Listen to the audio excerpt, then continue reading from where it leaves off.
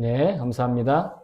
오늘 우리에게 주신 하나님의 말씀, 신약 성경 히브리서 지난주에 연속으로 이어서 히브리서 12장 제4절부터 13절까지 말씀입니다. 신약 성경 히브리서 제12장 4절부터 13절까지 말씀.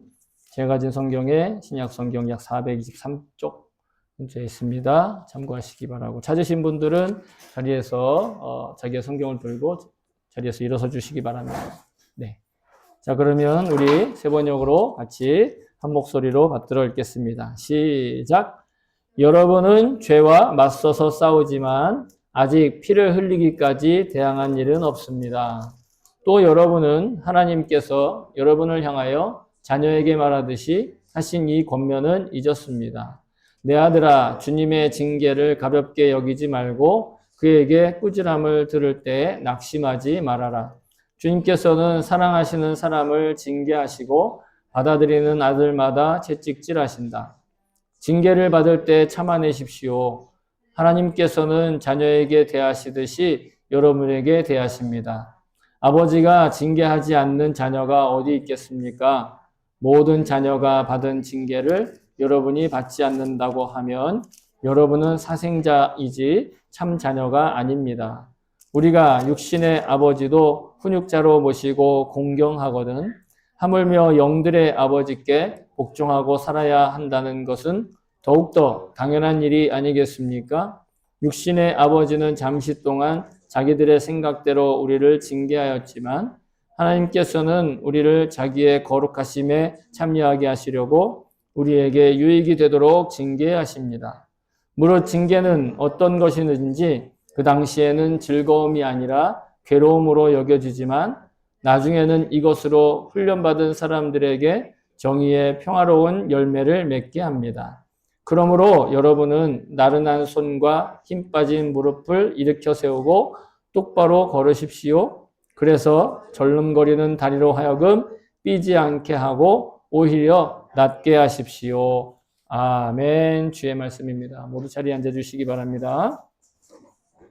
네, 제가 이 시간 설교를 위해서 잠깐 기도하겠습니다. 기도합니다. 좋으신 하나님 감사합니다. 이 귀하고 복된 시간을 우리에게 허락하여 주시고 하나님 말씀으로 하나 되게 하시고 이 말씀을 육신의 귀로 듣고 육신의 입으로 고백하지만 하나님의 말씀으로 전하고 하나님의 말씀으로 들을 수 있는 이 귀한 시간을 우리에게 허락하여 주셔서 감사합니다.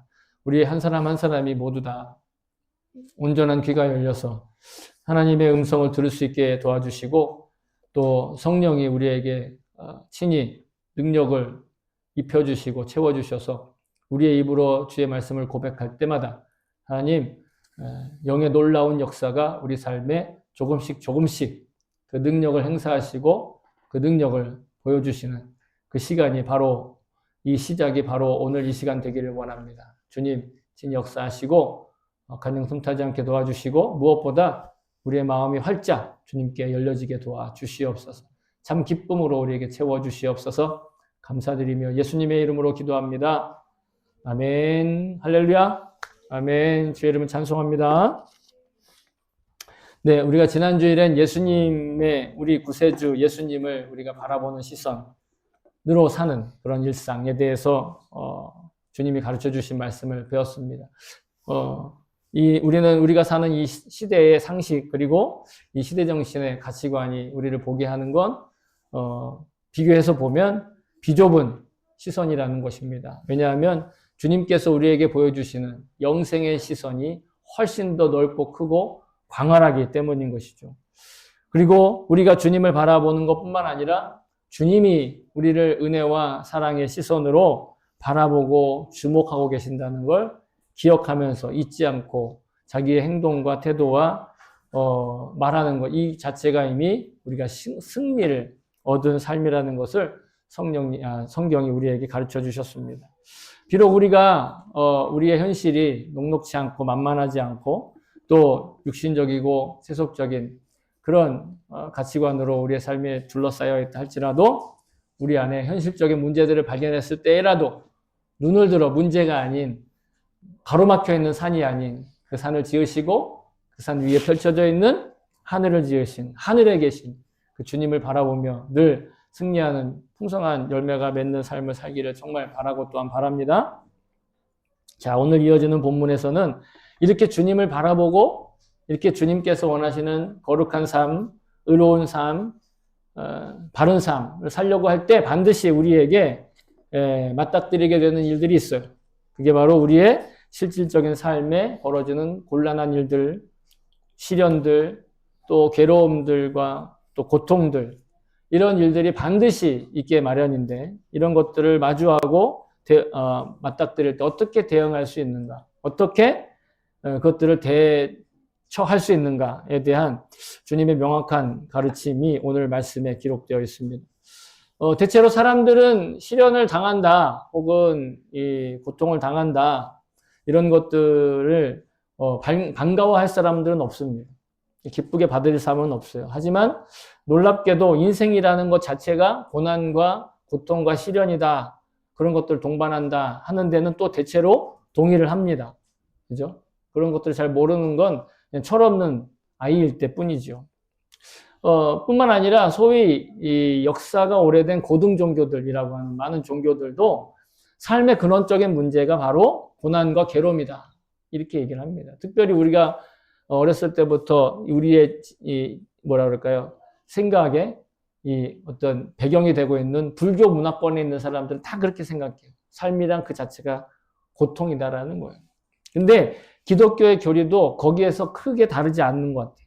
근데 근본적인 차이가 있다고 한다면 다른 종교들은 그런 고난과 고통과 괴로움들을 자신들의 종교의 노력 혹은 의지로 회피할 수 있다라고 그런 방법들을 지금까지 쌓았던 방법들, 노하우들을 제시해주고 그런 것들을 말하고 있다고 한다면 기독교는 근본적으로 그 원인이 되고 있는 죄의 문제까지 파고들어 그 놀랍게도 그 죄의 문제까지도 이미 하나님께서 해결하신 걸 믿는 게 우리의 복음이랍니다.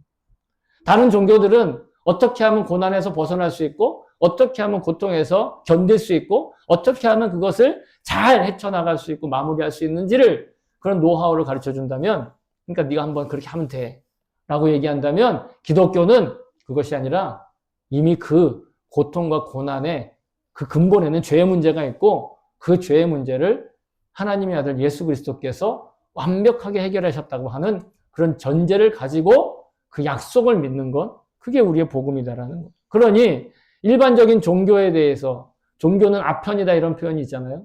그러니까 일반적인 종교는 바로 그래요. 괴로움과 또 문제의 고통 이런 것들을 되도록이면 느끼지 않게 하고 회피하게 하는 진통제를 투여하는 것입니다.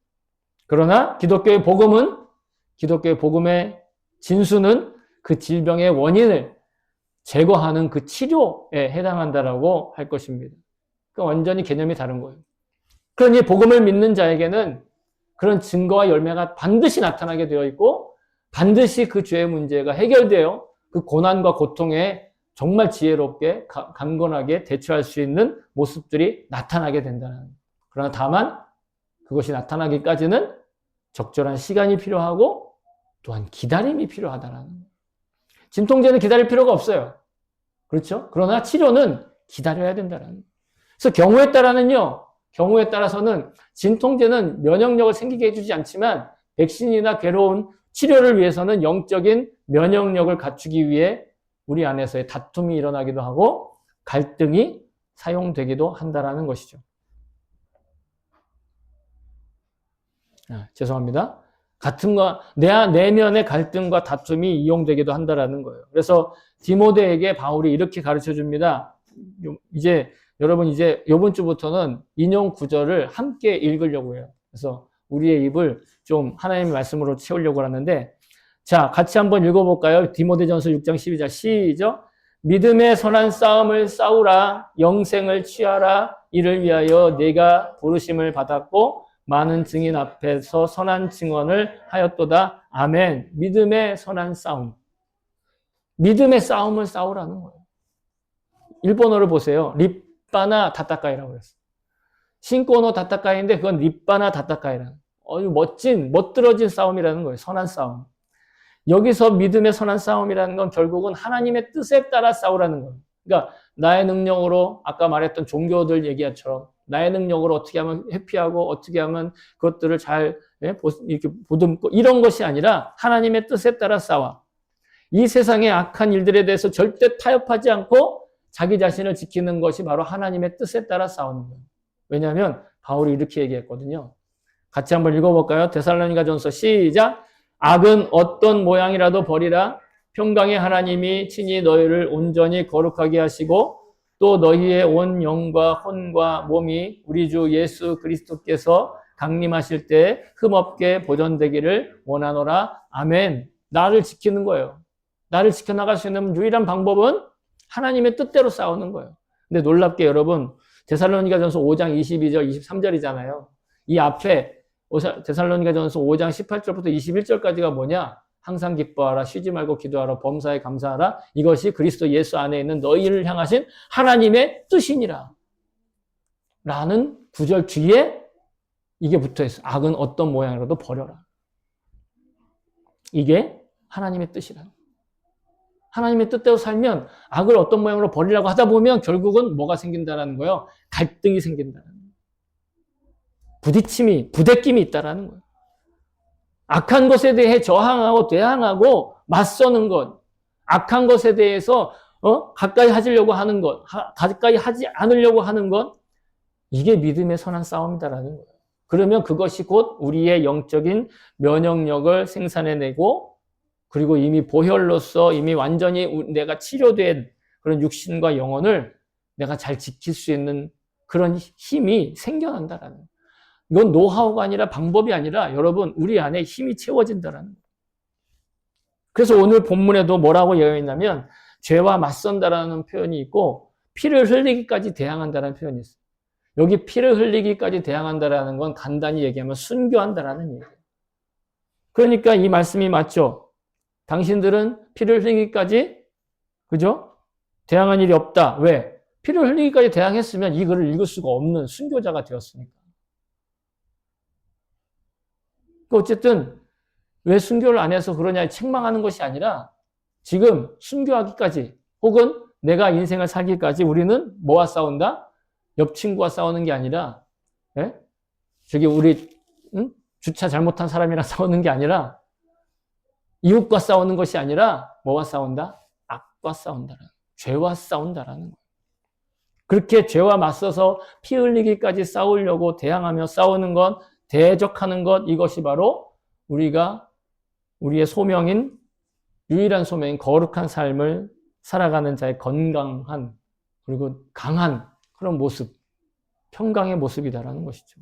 사람들은 자기가 강하게 보이려고 여러 가지 방법들을 쓰지만 진정으로 강한 사람은 죄와 악과 타협하지 않고 싸우는 하나님의 뜻에 따라 대응하는 사람. 이렇게 싸우라고 한다고 해서 아니 이제 우리의 믿음과 다른 사람들, 다른 믿음을 가진 사람들이나 아니면은 세상 상식적으로 봤을 때 이거 아주 못된 인간이네 이런 인간들을 하고 이렇게 맞서 싸우라 이런 뜻은 아니에요. 그런 사람과 면전에서 다투고 육신적으로 싸우라는 그런 뜻이 아니라 오히려 그 반대의 방법으로 선한 싸움을 해 나간다는 거예요. 놀랍죠? 겉으로는 안 싸우는데 이미 싸움이 일어나고 있는 거예요. 이게 바로 주님의 방식인데 예수님이 뭐라고 하셨냐면 여러분 아마 다 기억하실 텐데 그죠? 이렇게 말씀하셨어요. 같이 읽읍시다. 시작. 나는 너희에게 이르노니 너희 원수를 사랑하며 너희를 박해하는 자를 위하여 기도하라. 아멘. 이게 산상수훈의 굉장히 신비한 그런 가르침 아닙니까? 사람들은 옛 선지자들은 너희 이웃을 사랑하고 너희 원수는 미워해도 된다라고 가르쳤다라는 거예요. 그런데 예수님은 아니다. 원수까지도 사랑할 수 있다. 심지어 너희를 박해하고 괴롭히는 그 인간을 위해서도 그 사람을 위해서도 기도할 수 있다. 예수님이 말씀하신 건 우리가 할 수 있다는 얘기예요. 그래서 심지어는 자기에게 죄 지은 그 사람이 만약에 회개하고 돌아온다면 한없이 용서해 줄 수 있다라고 얘기하십니다. 자, 한번 누가복음 17장 읽어봅시다. 시작. 만일 하루에 7번이라도 내게 죄를 짓고 7번 내게 돌아와 내가 회개하노라 하거든 너를 용서하라 하시더라. 아멘. 무슨 뜻이에요? 그러나 전제 조건을 잘 읽어야 돼요. 회개하지 않는데 용서할 필요는 없어요. 그러나 회개한다면 용서할 수 있다라는 거예요. 왠지 아세요? 하나님이 우리를 그렇게 대하셨기 때문에. 여러분, 회개하지 않는 사람은 구원 못 받는다 얘기하잖아요. 왜 그럴까요? 회개하지 않으면 용서받을 기회가 없기 때문에 그럽니다. 그러나 그 어떤 죄인도 회개를 하면 하나님께 용서받고 구원받을 기회를 얻을 수가 있잖아요. 하나님이 우리에게 그렇게 하셨기 때문에 우리도 그렇게 할 수 있다라는 거예요. 왜냐? 우리 안에 예수님이 와 계시기 때문에. 그래서 하나님이 이렇게 말씀하셨어요. 바울이 이렇게 고백하고 있어요. 뭐라고요? 같이 한번 고백해봅시다. 시작. 우리가 아직 죄인 되었을 때 그리스도께서 우리를 위하여 죽으심으로 하나님께서 우리에 대한 자기의 사랑을 확증하셨느니라. 아멘. 하나님이 우리를 사랑하시는데 우리를 사랑하셔서 있잖아요. 먹을 것도 주시고 그리고 우리가 살 수 있는 기회도 주시고 우리가 잘 되게 하실 수 있는 그런 여건들도 허락하시는데 그거는요. 진짜 사랑의 그냥 열매일 뿐이고 사랑의 근본은 뭐냐? 하나님이 자기 아들 예수 그리스도를 십자가에 달려서 죽게 하시고 희생제물로 쓰셔서 우리를 회개하는 사람이라면 누구라도 다 하나님과 함께 살아갈 수 있는 기회를 열어주시는 그 영생의 삶을, 죄사함의 삶은 그 삶을 주시기를 위한 그런 기회를 우리에게 주신 것. 이게 진짜 사랑이고 이것이 사랑의 근본이고 그 사랑으로부터 소위 우리에게 말하는 유익한 것들, 그런 사랑들이 열매를 맺는다는 거예요. 여러분, 제가 우리 베란다에 화분을 좀 키우는데 블루베리도 있고 예, 블루베리는 매년 여름에 막 열매가 맺어요. 내년 여름을 기대하세요. 우리 교회 옆에도 블루베리 심어놨으니까 따서 드세요. 그런데 그게 있잖아요. 이 가지를 잘라가지고 심으면 거기서 뿌리가 내서 한 나무가 될 수 있어요. 시기에 맞춰서. 그런데 그 잘라가지고 꼽아놓은 그 상태로 있잖아요. 그 상태로 만약에 뿌리가 내리지 않고 그냥 있으면 겉에 아무리 열매가 맺혀 있어도 그것은 그때 그냥 먹을 뿐이지 그 다음에는 이게 자라서 다시 열매를 맺지 못해요. 겉으로 열매 맺는 것처럼 보여도 겉으로 사랑이 있는 것처럼 보여도 만약 근본적인 사랑이 없으면 근본적인 사랑인 뿌리의 사랑이 없으면 결국 열매를 맺히지 못한다.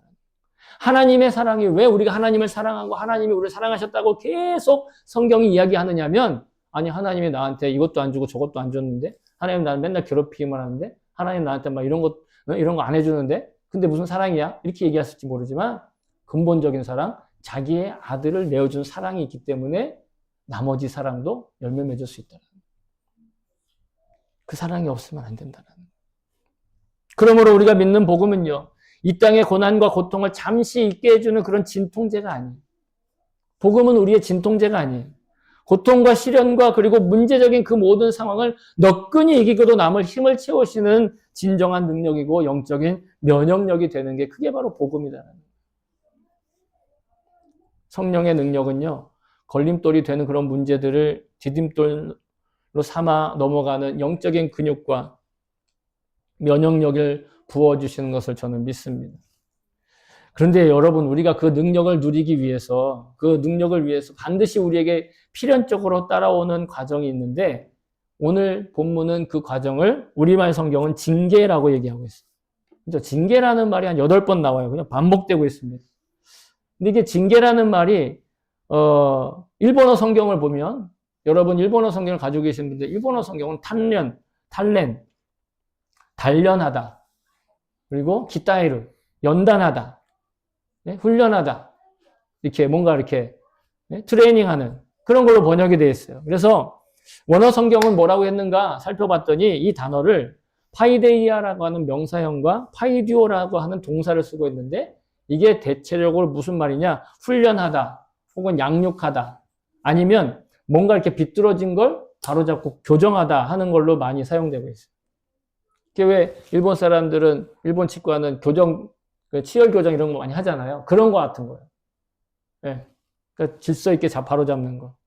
그래서 오늘 5절 6절에도 보면 5절 6절에도 보면은 이제 잠언 말씀이 있잖아요. 내 아들아 주님의 징계를 가볍게 여기지 말고 그의 꾸짖음을 지를 때 낙심하지 말고 사랑하는 사람을 징계하고 받아들인 아들에게 채찍질하신다. 이게 사실은 잠언의 말씀에서부터 인용된 말이거든요. 부모가 친자녀를 사랑하고 양육하고 훈육하고 훈계하듯이 진짜 부모이기 때문에 자녀를 바로잡기 위해서 쓴소리도 하고 그리고 혼내기도 하고 훈육도 하고 하는 것처럼 하나님도 그 거룩한 백성인 성도들에게 징계나 혹은 단련의 과정을 통해서 우리에게 허락하신다라는 파이디온이라는 말이 있는데 이거 어린이란 말이거든요. 자녀라는 말이고 어린이란 말인데 파이디온의 파생어가 바로 이 파이디오에서 왔어요. 파이데이야. 즉 부모로부터 양육받고 훈련받고 그 다음에 훈계받는 존재가 자녀고 어린이라는. 그래서 베드로는요, 우리가 이 땅의 현실이 바로 영적인 전투의 현장이다라고 이렇게 보고 있어요. 베드로전서 5장 8절인데 같이 읽어봅시다. 시작. 근신하라 깨어라 너희 대적 마귀가 우는 사자같이 두루다니며 삼킬 자를 찾나니. 아멘. 근신하고 깨어 있어서 그 영적 전투에 정신 차리고 있어야 된다라는 거예요. 베드로만이 아니라 예수님의 동생 야고보도 이렇게 얘기하고 있습니다. 시작. 그런즉 너희는 하나님께 복종할지어다 마귀를 대적하라. 그리하면 너희를 피하리라. 근신하고 깨어있는 건 뭐냐? 마귀를 대적하는 거예요. 악한 것들을 계속해서 생산해내는 마귀. 우리는 사탄이라고도 부르는 혹은 악마라고도 부르는 그 하나의 유일한 존재, 그걸 대적하라는 거예요. 하나님께 복종함으로 마귀와 대적하면 반드시 하나님은 우리를 승리하게 하신다는 거예요. 그래서 바울은 우리에게 영적인 무장이 필요하다고 하고 있어요. 겉으로 보는 무장이 아니라 보이지 않는 영적인 무장이 죄송합니다. 필요하고 마귀와 대적해야 된다라고 얘기하고 있어요. 에베소서 6장 11절부터 12절까지 말씀인데 죄송합니다. 에베소서 6장 11절부터 12절 우리 같이 한번 읽어볼까요? 시작. 마귀의 관계를 능히 대적하기 위하여 하나님의 전신 갑주를 입으라. 우리의 씨름은 혈과 육을 상대하는 것이 아니요 통치자들과 권세들과 이 어둠의 세상 주관자들과 하늘에 있는 악의 영들을 상대함이라. 아멘. 사람하고는 절대 싸우지 말라는 거예요. 사람하고는 갈등을 일으키지 말라는 거예요. 그러나 영적인 대적에 대해서는 하나님의 전신갑주를 입고 대항하라는 거예요. 여기 전신갑주라는 말을 요즘에 잘 안 쓰는데 한마디로 얘기하면 갑옷을 얘기하는 갑옷. 갑옷인데 전체를 다 싸고 있는 갑옷. 바울은 옥에 갇혔을 때 로마 병사들의 모습을 봤어요. 그 로마 병사들이 무장을 갖추고 있는 것, 그것을 전신갑주라고 얘기하고 있는 거예요. 이렇게 헬멧부터 해가지고 가슴박 해가지고 예? 칼 차고 이렇게 각방까지 딱 해가지고 마치 우리가 여기 이제 군대 갔다 오신 분이 2분 계시니까 전문용어로 쓰겠어요. 단독군장으로 나가는 거예요. 예. 완전군장 하면 좀 이렇게 우리 이동하는데 주로 완전군장을 하고 단독군장을 할 때는 전투를 할 때 쓰잖아요. 그거를 하는 거예요. 한마디로 말해서 영적 단독군장을 해라. 단디해라. 그러면 사탄의 유혹과 도전과 방해 공작에 넘어지거나 휘말리지 않도록 자신을 지킬 수 있다는 하나님의 전신갑주. 예수님이 우리에게 그런 능력을 주셨다는 거죠. 그래요. 그래서 군대 얘기 하나 더 하려고 그래요. 군대 가면 여러 가지 훈련이 있는데 뭐 좀 그 절반 이상은 모르시긴 하지만 어쨌든 공감되는 사람이 2분 계시니까 그래도 좀 낫네요. 네. 여러 가지 훈련 중에 제가 아직도 인상적인 훈련이 몇 가지 있는데 대부분의 사람들은 화생방 훈련이 인상적이잖아요. 저는 화생방 훈련보다 더 인상적인 훈련이 있었어요. 이게 뭐냐면 수류탄 투척 훈련이었어요. 수류탄 투척 훈련. 뭐냐면 수류탄을 던지는데 우리가 만약에 이제 전투가 벌어졌다. 그래서 이제 아까 단독군장 얘기했잖아요. 그러니까 군인이 개인적으로 무장을 할 수 있는 그런 이렇게 장치가 있는데 그 중에 가장 파괴력이 있는 장치가 뭐냐? 수류탄이에요. 소총은 막 쏴도 그죠? 맞을까 말까 하잖아요. 쏴봐서 알죠? 그죠? 한 200m 떨어져 있으면 거의 안 맞잖아. 그죠? 그래서 휴가도 못 가고. 예, 그냥 농담이에요. 그냥 군대 갔다 온 사람만 알아듣는데 어쨌든 간에 근데 수류탄은 아니에요. 아무나 대충 던져도 그 근처에가 완전히 쑥대밭이 됩니다. 게다가 이거는 그렇게 위력이 있기 때문에 상대 적병에게만 이게 위험한 게 아니라 우리 아군한테도 만약에 모여 있는데 거기 떨어졌다. 그러면 싹 다 그냥 큰 부상, 절대 경상이 없어요. 수류탄은. 다 큰 부상을 입어요. 그래서 수류탄 던지러 가는 날은요, 아침부터 진짜 조교들이 막 엄청 긴장을 하고 엄청 막, 응? 훈련병들을 잡고 막, 그리고 막 계속 군기를 넣고, 그리고 뭐 몇 번씩이나 이 모의 수류탄이라고 그래요. 모의 수류탄 뭐냐면 수류탄 모양으로 생겨 똑같은 무게인데 그냥 돌덩어리 같은 거예요. 계속 던져요. 오전 내내 그거 던지는 거예요. 밥 먹고 나서 또 던져요. 그러고 나서 좀 있다가 이제는 훈련용 수류탄을 한번 줘요. 한 3번 정도 던지는데 그건 뭐냐면 화약이 조금 들어있어. 화약이 들어있어가지고 실제로 이렇게 수류탄처럼 핀이 딱 떨어져가지고 몇 초 있다가 그게 화약이 탁 폭발하게끔 만들어놓는 기폭장치. 근데 그것도 한 3m 떨어져가지고 던지면 이게 뭐 별로 이렇게 크게 다치지 않는데 자기 손에 떨어지면 이제 화상을 입죠. 그리고 나서 이제 본격적으로 실제 수류탄 딱 던지는데 수류탄 던지기 전에 먼저 화력 시험을 보이는 거예요. 훈련병들 다 모아놓고 그 큰 웅덩이에다가 조교가 이렇게 어떻게 던지라고 그러면서 보여주면서 던져! 탁 던져가지고 착 해가지고 하나, 둘, 셋 하고 딱 이렇게 하면은 봉! 하고 터지거든요. 그걸 이제 자기가 던지는 거예요. 던지기 전까지 얼마나 살 떨리는지 몰라요. 사실은요, 그냥 돌 던지듯이 던지면 되거든요. 근데 훈련병들한테는 그렇게 던지면 안 된다고 꼭 이 자세로 던져야 된다고 그러면서 그 자세를 가르쳐 준단 말이에요. 근데 오히려 그냥 던지면 잘 던지는데 그 자세를 해서 던지려고 하면 오히려 더 못 던지게 하는 거야. 긴장되고. 떨어뜨리면 어떡하지. 그리고 막 떨어뜨리면 어떻게 해야 된다고 또 그것도 막 교육하잖아요. 네? 참호에다가 막 발로 쳐 넣어라 뭐 이런 얘기하고. 안 그러면 네 팔 잘린다 뭐 협박하고 막. 근데 한번 던지고 나면요. 굉장한 위력이 있고 또 굉장한 어떤 좀 파괴력이 있는 무기라 할지라도 한번 던져보면 다음에 또 던질만 해요. 물론 2번 던질 기회를 주지 않습니다. 한 번만 던지게 하죠. 그러나 한 번 던지고 나면 던지는 것 그 자체는요 사실 어렵지 않다는 걸 체감을 해요. 그런데 그 던지기까지 그리고 그 폭발력을 그 폭발의 그 위력을 자기의 손으로 컨트롤할 수 있기까지 그 위력을 감당하기까지 그 하루 종일 엄청난 훈련과 사실은 소총을 쏠 때도 엄청난 훈련을 하거든요. 요즘은 어떤지 모르는데 옛날엔 PRI라는 훈련을 했어요. PRI 훈련이 뭐냐? 피나고 알배기고 같은 그런 훈련이 있어요. 근데 요즘엔 안 한다고 하더라고요. 어쨌든 간에 총도 위험하니까. 그런데 수류탄 훈련이 사실 저는 더 인상적이었어요. 엄청나게 군기를 세게 했어요.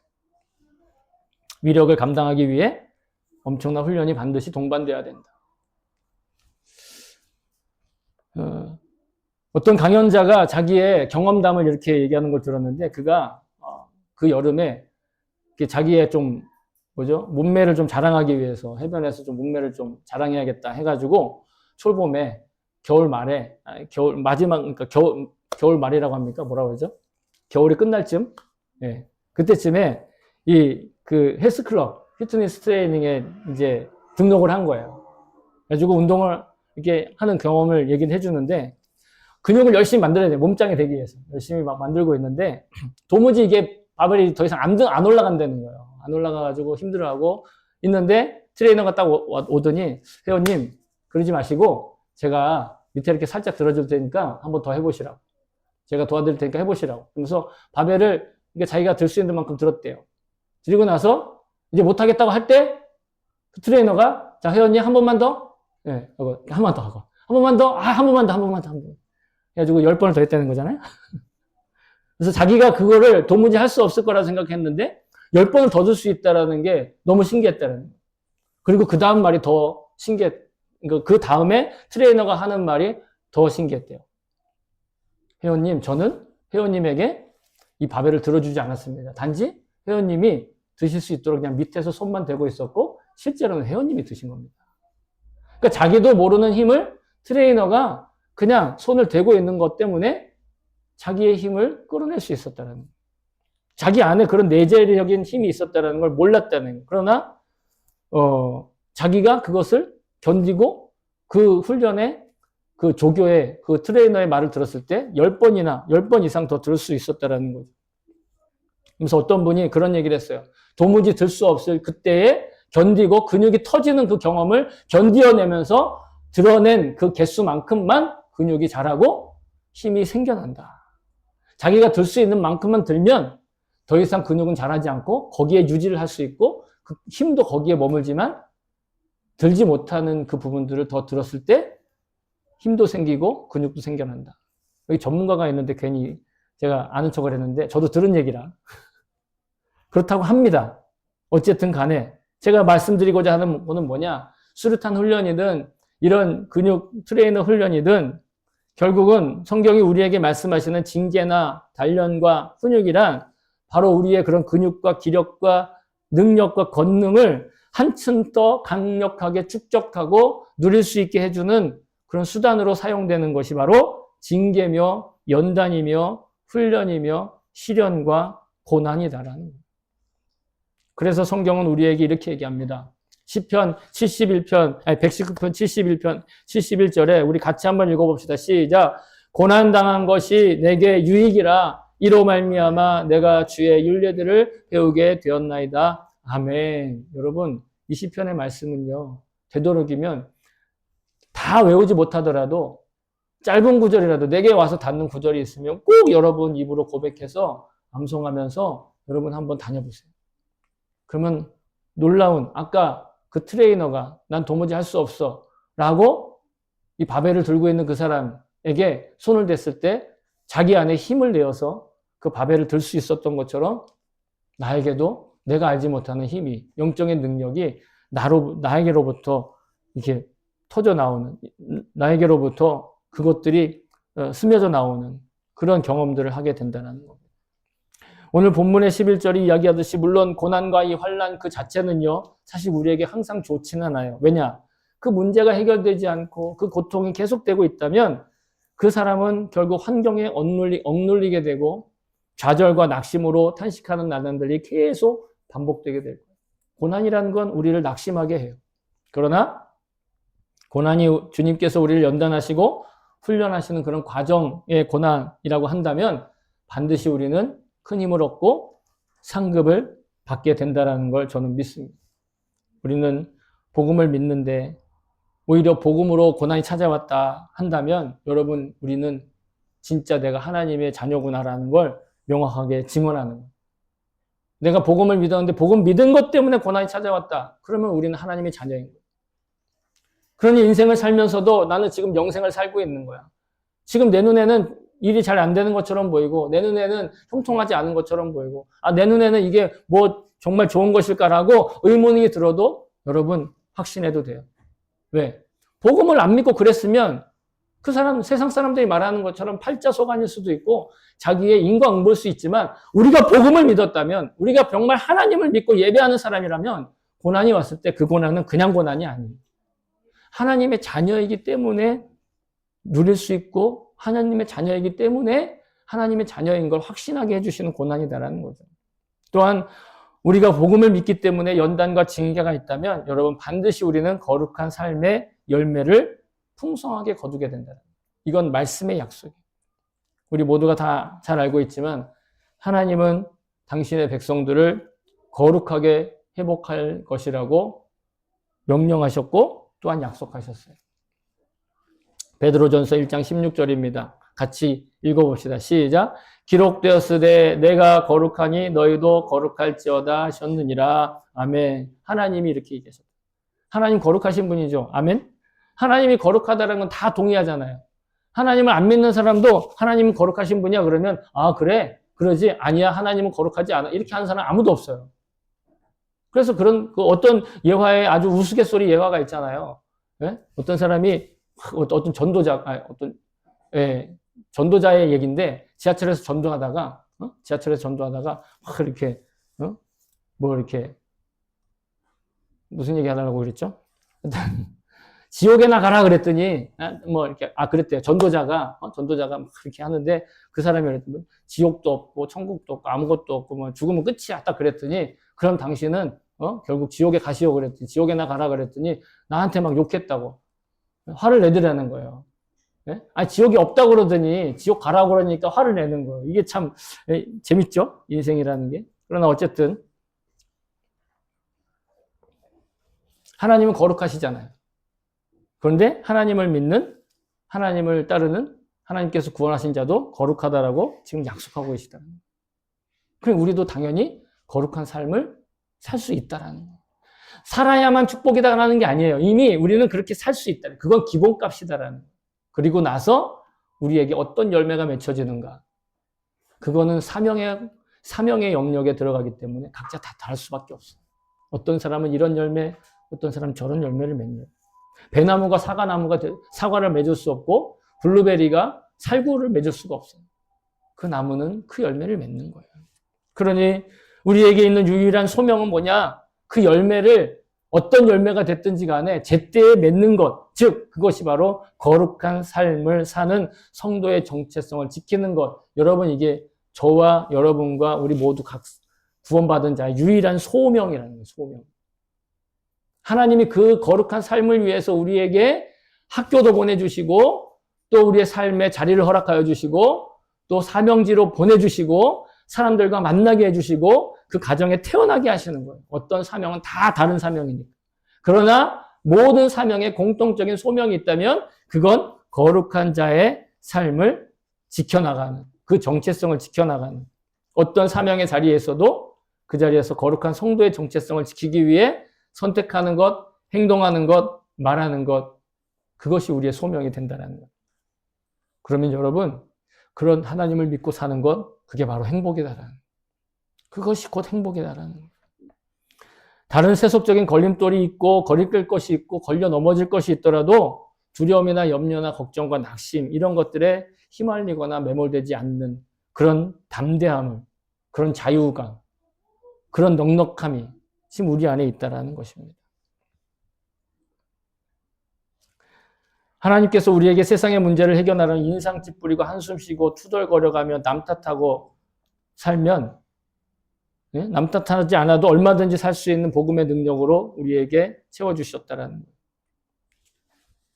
그래서 뭐 믿지 않는 사람도 고난이 오고 믿는 사람도 고난이 오지만 고난이 올 때 마태복음 5장 12절 우리 같이 한번 고백해 볼까요? 시작. 기뻐하고 즐거워하라. 하늘에서 너희의 상이 큼이라. 너희 전에 있던 선지자들도 이같이 박해하였느니라. 선지자들을 박해한 사람들이 바로 같은 민족 이스라엘이었잖아요.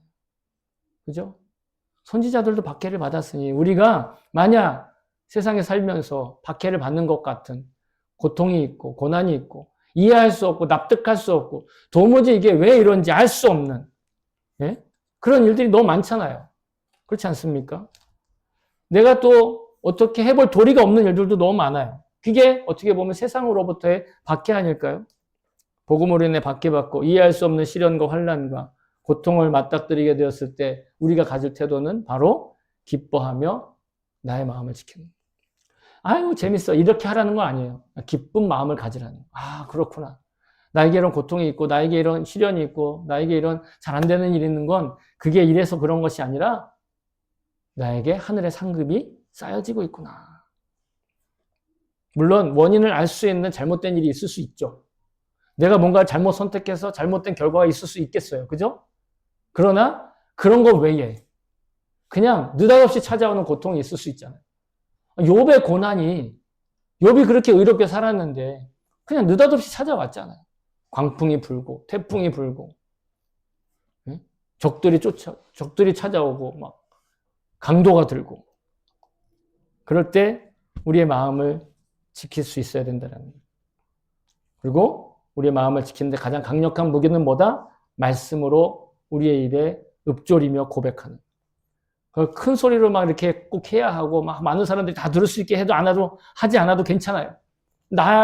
내 귀에만 들릴 수 있는 소리를 할지라도 괜찮아요. 시편을 반복해서 고백하고 또 암송하면 제일 좋지요. 그러나 암송하지 못한다 할지라도 작은 종이 쪽지라도 만들어서 이렇게 고백하고 다니는 거예요. 그러면 우리 인생에 놀라운 일들이 벌어진다라는 거죠. 왜냐하면 시편이라고 하는 그 고백들 자체가 이미 인생의 고난과 환난 중에 있던 성도들이 하나님을 의지함으로 말미암아 승리하고 난 그런 증거품으로 남겨진 영적인 고백들이라. 특별히 시편은 더 그렇답니다. 다윗이 제일 많이 기록하긴 했지만 여러분 다윗이 아닌 사람들도 시편을 많이 기록했어요. 그들은 하나님의 말씀을 읊조림으로 하나님의 말씀을 고백함으로 하나님의 말씀을 선포함으로 말미암아서 그 모든 시련 가운데 하나님을 만나기도 하고 하나님께서 주신 열매를 얻기도 하고 그런 간증들이 넘쳐난 고백들이기 때문에 시편을 입으로 고백하자라는 거예요. 바울은 우리에게 말합니다. 우리가 영적으로 승리할 때 필요한 것이 뭐냐? 같이 한번 읽어봅시다. 시작. 구원의 투구와 성령의 검, 곧 하나님의 말씀을 가지라. 아멘. 성령의 이 하나님의 전신 갑주가 투구부터 있지만 제일 마지막에 제가 말씀드리고자 하는 건 성령의 검이라는 거예요. 성령의 공격 무기인 검. 그것은 뭐다? 곧 하나님의 말씀이다. 그래서 시편의 기자는 이렇게 고백을 하면서 선언하고 있는데요. 같이 한번 고백해 봅시다. 시작. 나의 혀로 종일토록 주의 의를 작은 소리로 읊조리오리니 나를 모해하려던 자들이 수치와 무한을 당함이니이다. 아멘. 내가 주의 말씀을 선포하고 읊조리고 고백했더니 나를 모해하려는 자들, 나를 부끄럽게 하려고 하고 나를 공격했던 세상의 모든 그 흐름들과 공격들과 그런 시대정신들과 상식들이 다 결국은 무한을 당하고 오히려 그들이 수치를 당하게 하실 거라는 거죠. 여러분, 우리가 주의 자녀가 되어서 행복하게 사는 걸 여러분 마귀는 시기하는 거예요. 그런 마귀를 이길 수 있는 힘은 오로지 하나님의 그 말씀을 소리내어 읊조리며 선포하고 선언하는, 그러면 그 선언 자체로 그것이 성령의 검인 무기가 되어서 겉으로 볼 때는 우리는 그냥 단지 소리를 내는 거지만 영적인 세계에선 치열한 전투 가운데 마귀가 그것으로 공격받고 후퇴해 나간다라는 거예요. 그러니 말씀 선포한다고 할 때, 말씀을 고백한다고 할 때 이게 무슨 말인가, 무슨 뜻인가 이해되지 않아도, 납득되지 않아도 괜찮아요. 그 자체가 능력이 있어요. 말씀을 읊조리는 것은 온갖 악한 영들의 장벽을 무너뜨리는 영적인 파괴력을 가진 수류탄과 같은 거예요. 내가 그 말씀을 하나하나 분해하고 이해하고 분석하고 또 그것들을 이게 무슨 뜻인가 이해하지 못해도 괜찮아요. 얼마든지 사용하셔도 돼요. 하나님이 우리에게 주신 하나님의 말씀에 놀라운 무기인 줄로 믿습니다. 사랑하는 성도 여러분, 우리는 종종 이해할 수 없고 납득할 수 없고 수용하기 어려운 환경과 여건으로 마음이 상하거나 낙심되어 기분이 이리저리 흩어져 버리는 경험을 할 때가 너무도 많습니다. 믿는 자나 그렇지 않은 자나 다 마찬가지입니다. 물론 자신의 탐욕과 욕심으로 인해 고난과 고통을 자초하는 이들이 있죠. 하지만 주님의 자녀들은 그런 환난에 합당하지 않은 자들인 것을 믿습니다. 그럼에도 우리를 연단하시고 능력을 사용한 기력과 영적인 근육을 단련하시기 위해서 우리에게 시련을 허락하실 때가 있습니다. 그렇다면 우리는 곧 기뻐하고 인상을 펴야 됩니다. 그리고 동시에 인상만 펴지 말고 성경을 펴며 말씀을 소리내어 읊조리며 읽으시기 바랍니다. 성령의 검으로 우리에게 주신 이 말씀의 능력이 여러분 우리를 지켜주실 겁니다. 저와 여러분을 지켜주실 겁니다. 그래서 저와 여러분이 언제나 주님과 동행하며 소리내어 말씀 읽기의 위력을 실감나게 체감하는 그런 행복을 누릴 수 있기를 다시 한번 주님의 이름으로 축복합니다. 아멘. 감사합니다.